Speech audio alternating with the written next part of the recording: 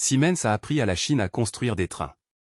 Aujourd'hui, la Chine vend des trains à 30 pays et Siemens a perdu le marché. Revenons 20 ans en arrière. Siemens, Alstom et Bombardier faisaient la queue pour entrer dans le plus grand marché consommateur de la planète. La Chine les a laissés entrer mais avec une clause dans les contrats que personne n'a voulu voir venir, transfert obligatoire de technologie. Vous voulez vendre ici? Montrez-moi comment vous faites. Les entreprises ont signé. Elles croyaient avoir fait l'affaire du siècle. Ce qu'elles n'avaient pas calculé, la Chine ne voulait pas être cliente. Elle voulait devenir concurrente.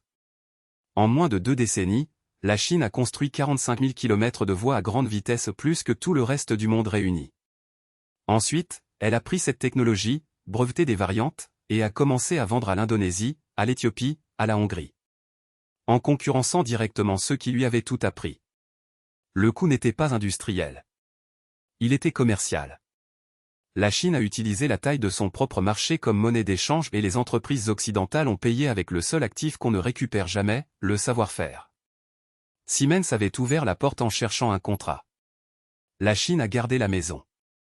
Titre, La Chine vampirise et le guide complet, tout est détaillé, t'attends dans le premier lien en description. Clique maintenant.